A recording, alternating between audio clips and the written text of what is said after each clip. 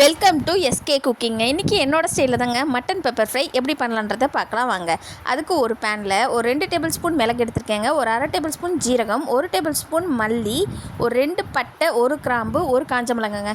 இதை நல்லா ரோஸ்ட் பண்ணிக்கோங்க. ரோஸ்ட் பண்ணி ஆற விட்டு மிக்சியில் அரைச்சி பொடி பண்ணி எடுத்து வச்சுக்கோங்க. அதே பேனில் வந்துட்டு ஒரு 2 டேபிள் ஸ்பூன் அளவு வந்துட்டு நல்லெண்ணெய் விட்டுருக்கேங்க. இதில் ஒரு வெங்காயம் கருவேப்பிலையும் போட்டு நல்லா வதக்கிக்கோங்க. வெங்காயம் கொஞ்சம் முக்கால் அளவுக்கு வந்ததுக்கப்புறம் இஞ்சி பூண்டு பேஸ்ட்டு ஒரு 1/2 டேபிள் ஸ்பூன் போட்டு நல்லா வதக்கிக்கோங்க.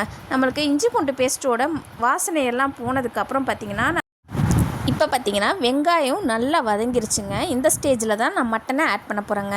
நான் மட்டனை பார்த்திங்கன்னா நான் ஆல்ரெடி வேக வச்சு எடுத்து வச்சுருக்கேன். அந்த வேக வச்சுருக்க மட்டனில் வந்துட்டு ஒரு 1/4 டேபிள் ஸ்பூன் மஞ்சத்தூள், 1 டேபிள் ஸ்பூன் இஞ்சி பூண்டு பேஸ்ட்டு, மட்டனுக்கு தேவையான சால்ட்டும் அதில் போட்டு வேக வச்சு எடுத்துருக்கேங்க. இந்த மட்டனை சேர்த்ததுக்கப்புறம் நல்லா வதக்கிக்கோங்க. நல்லா வதக்கிட்டு மூடி போட்டு அப்படியே விட்டுருங்க. லோ ஃப்ளேம்லேயே வச்சுருங்க. அடிக்கடி நம்ம மட்டனை எடுத்து நல்லா கிளறி விட்டுக்கிட்டே இருங்க. இப்போ கிளறி விட்டுட்டே இருக்கிறேன். எடுத்து பார்த்ததுக்கப்புறம் பார்த்திங்கன்னா அந்த மட்டனில் இருக்க கொஞ்சம் தண்ணி இறங்கி வந்திருக்கும்.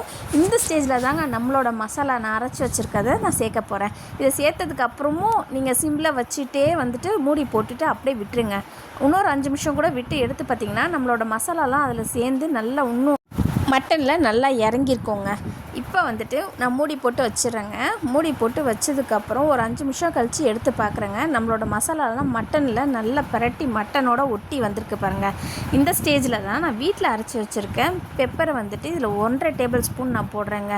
இப்போ இதுக்கு எனக்கு சால்ட்டு கொஞ்சம் கம்மியாக இருக்குன்றதுனால இதில் வந்து கொஞ்சம் சால்ட்டை ஆட் பண்ணிக்கிறேங்க. ஆட் பண்ணி நல்லா வதக்கிக்கோங்க.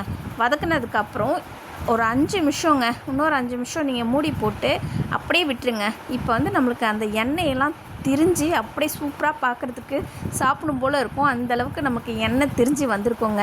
இதுதான் கரெக்டான ஸ்டேஜ். இப்போ நம்ம கொத்தமல்லி போட்டு இறக்கிட்டோம்னா நம்ம வீட்டில் வடித்த சாதத்தோடு போட்டு கிளறி சாப்பிட்டிங்கன்னா சூப்பராக இருக்குங்க.